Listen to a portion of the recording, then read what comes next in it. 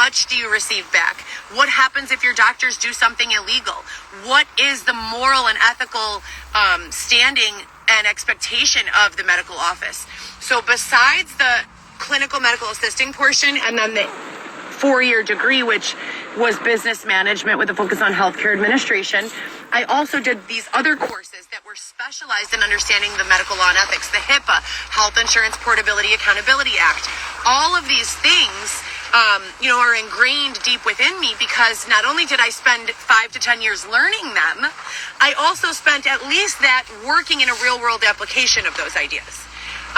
So when I call a doctor for 6 months seeking assistance with my pregnancy and I'm not permitted to schedule, or the only doctor I'm allowed to see doesn't seem like she's even really a doctor in the first place, you can understand why I would be skeptical. Working at Northwestern, it was never a situation of a patient calling, asking for a referral and us saying, here's the one and only doctor you can see. Never has it ever been that way. It is our obligation as healthcare administrative professionals to be upfront with our patients and give them as much information as we have. That means choice. That means the power to choose. That means if you've recently been diagnosed with pregnancy, I'm going to give you 200 doctors, especially in the urban area of Chicago. I mean, we have thousands of obstetric doctors. I'm going to give you a list of all of them that take your insurance, and I'm going to allow you to decide what doctor you want to see. And that is the law. That is the ethical standard for healthcare and healthcare administration. That is what we are taught to do, and that is what should be done. This entire time, you guys, they've been giving me one doctor to choose from. I call directly to the state plan and say, look, there are certain life qualifying events that make a person capable legally, physically, and just morally able to wiggle out of any sort of pre-existing plan that they may have and put them into a period of what we refer to as open enrollment, which means you're not stuck to the insurance plan that you had last year. Some of those life qualifying events are new genetic disorders. So say, for instance, your mother got diagnosed with some sort of autoimmune disorder and you just found out, but none of the doctors that your insurance takes in your area will see anyone for that, issue. You're now in a period of, I believe, 30 to 90 days where you can change plans and change primary medical homes so that you can see someone who can specifically cater to your needs. Pregnancy, childbirth, those are also life qualifying events. So there are numerous life qualifying events that permit a person to switch their insurance plans legally. That if some sort of insurance plan denied the client the ability to do so, would result in tremendous amounts of liability, lawsuits, a lot of fucked up shit, a lot of money. So what needs to happen is, are you going? Okay, be careful. Babe, see if they have this flavor or sherbet. No, not this one, the green one or sherbet, if you get that. If not, just water and a chocolate croissant. Here or later? Yeah, put it in here.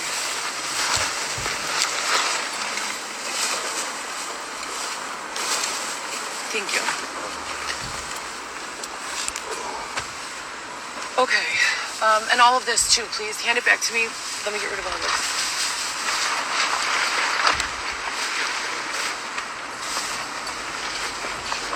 Goddamn socks. Here.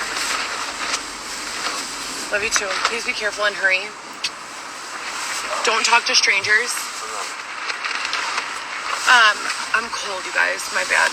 I had to turn off the heater so I could prop up the my phone on there. I gave you the dryer. Oh, okay, thank you. Yep. Please be careful. I will do. Look at all of this. I don't even know what. Crumbs. So nasty. Okay, what was I saying?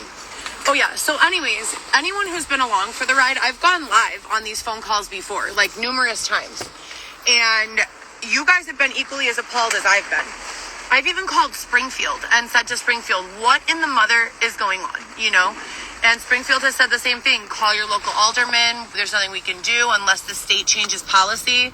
There's nothing we can do. And I am appalled by this. I mean, I am a person who has years worth of training in these fields. I know my rights and my voice is silenced. as I was just discussing with Xavier, what possibility, what chance are we giving the rest of society? Not many people spend 10 years learning about their medical and healthcare rights, so they just go off of what they're told. It's really disgusting to me. It's sickening. It makes me feel as though I'm not in the United States. It makes me feel as though I'm in some sort of a third world situation where people don't have the right to health care. It's disturbing to me. And not only is it disturbing to me, the combination of text messages that I receive saying disturbing things about my baby or my children that I already have, and many other topics, combined with all of these very weird real life circumstances, like the limits in the doctors that I'm allowed to see and choose, that scares me. How would I be looking for a doctor for months and all of a sudden, with no assistance from anyone, one random person calls me and says, "Oh, did you need a doctor's appointment? Okay, great. Here it is. It's at this time and this location. Here, this is where you go." So I don't have the right to choose, and that's not right. We all have the right to choose, every single one of us, for ourselves and for our own health care.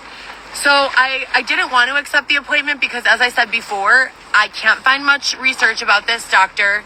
The doctor looks young enough to be my daughter. I mean, she looks probably 19, 20 years old. I'm 36. I have a 17-year-old daughter. I'm just not comfortable. And we're at 20 weeks of pregnancy now.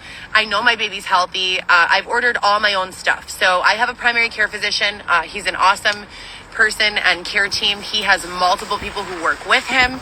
I believe it's up to 10 now and 2 locations. So I continue to work with him, and he's aware as well that there's been these intrusions, and I send him updates. This is who I called today for medical care. This is what I was told. I've been oppressed out of this opportunity, etc., and so forth. And just having all of this documented in so many places, that's what keeps me alive. That's what keeps these cases alive, and that's what keeps hope alive. In addition to that, the young age of this woman, I'm also a little bothered by the fact that they called me the day before Thanksgiving, and I've been looking for a doctor for many months now, many, many months. It's not so much what they're doing that makes me bothered. It's the order and frequency that they're doing it in. I know intuitively that something is not right. I know. I can feel something is not right. The people who answer the phone are ghetto or dumb or like valley girls who have never even graduated middle school sounding. Like they're like, hello? I'm sorry, did you just say, hello? I'm pretty sure this is how you answer the phone when you work at the hospital. Hi, thank you for calling. This is Heather. How may I help you? Or Northwestern Hospital. This is Heather. How may I direct your call? Or hi, thank you so much for calling. How may I help you? Something like that, right? You don't answer the phone. If you're really an employee of the hospital, you don't answer the phone like this. Hello? Am I right or am I wrong here? And these are the types of cues that I've consistently been receiving to tell me something is not right. Something is majorly off. And it's very bothersome that I continue to involve law enforcement at every angle, from a local jurisdiction. So I'm talking like 18th district, and up higher to the entire city of Chicago. I walk out to see my children in Portage Park and O'Hare all the time, Rosemont, Harwood Heights. I have personal relationships and experience with many of those officers, yet those officers are not speaking to that personal experience. Those officers are saying, we know she's not crazy, we know something's going on, and then just dropping the buck. Well, if you know that I'm not crazy and you know that something's going on, why are you not escalating it a step up? And if they are we not having possible problems with government jurisdictions and authorities moving up the chain? I've begun recently connecting with a lot of aldermen from Chicago's north and south sides, because that's mainly what I deal with. As I said, I've lived as far north as Portage Park. I temporarily stayed for about a month in the Evanston area, and I've lived as far south as the South Loop. I've never really lived farther than that, but I have stayed in Airbnbs in those areas. So I get, a real idea for what life is like down there, transportation, the culture, etc., and so forth. And when I say I've stayed in an Airbnb on the south side, I mean like for a month, 4 weeks at a time. All of this is relevant because the world has not ended. So there is jurisdiction somewhere. If I can't get it where I am currently, I move around and look for it there. I know that there are aldermen in place right now. Are they real? I couldn't tell you. Are they the same aldermen as, prior to the pandemic of 2019? I really don't know. So I guess that's where I'm looking for law enforcement to formally fill in the gaps and begin communicating with me. If I can't be, acknowledged with my human right of knowing why I'm being funneled to one specific doctor and not permitted to choose my physician, we're not living in a free society that's constitutionally sound. We're living in, I don't even know where, like I said, a third world country, some sort of dictatorship. This is not the way life works in the United States, right? I'm 36 years old. I've been choosing my own doctor since I was 17. So what is going on? And that's it, you guys. I'm tired. I'm frustrated. I'm completely over energized from sitting in this fucking tent for 7 whole days. Have only been out to go potty. And then coming right back in. Xavier's father said he was going to get us an apartment, but that was a week ago. I sent him multiple listings. We've not heard a single word back, so our fingers are still crossed. As I said before, I have 7 open tickets with 311 that have all been ignored. All of these are individual lawsuits, all of them. They're all violations of civil rights, human rights, constitutional rights, morals, and ethics. Babe? Yeah. What's wrong? I was fixing the grade. Are you choking? No, I was fixing the grade. It's good now. I'm gonna hurry up. I heard you on the right. Well, I was going all around and fixing the grade. Please hurry and be careful. All right, I love you. I love you too. And again, if everything was okay, then guess what? I would be at home with my children right now, not sitting in a tent. So again, to this day, 4 years into this experience, law enforcement has told me absolutely nothing. They have given me absolutely no direction, no reassurance, nothing at all of the sorts. They've been compassionate at times, but basically they appear to be confused. They don't have any answers. I say to them, how is it possible that I'm not being prevented services, through 311? We don't know. How is it possible that living with someone on parole who is actively using drugs and alcohol and having a firearm in the house, how is it possible that that person was permitted to keep my house and I've been outside ever since? We don't know. Well, are you going to find out? Are you going to start looking into it? Because we're in year 4 now. We are in year 4 of this. 1, 2, 3, 4. 4 years. 4 fucking years. My vehicle has been destroyed. My home has been destroyed. And I have been separated from my children who have been in my full custody for their entire lives from the moments of their birth all the way through 2020. When am I going to get some answers? So that's what I do, you guys. I document everything everywhere. I go to as many hospitals as possible. I order my own tests through my primary care physician, meaning lab work, meaning ultrasounds, meaning anything that I need diagnostically for myself. I either go to him and explain to him and then he'll give me the order, or I simply call over the phone. And we have a long time relationship. He knows that I know my body, and he will listen to me describe the situation. Pardon me. And he will listen to me describe the situation, and then he will authorize those orders. So I've never been without medical care, but I've definitely been without consistent medical care from anyone other than my primary care physician. And that's also strategic. Like I just said, going and passing out a narrative that's half a page long that has all my direct links to all of the video of the bludgeoning and my hospitalization following the bludgeoning, the video of the police report numbers that I filed when my apartment in Harwood Heights was broken into, the video of my ex ingesting nitrous oxide and saying, so what, I beat the fuck out of you. That's the one on parole. So all of that stuff is publicly posted.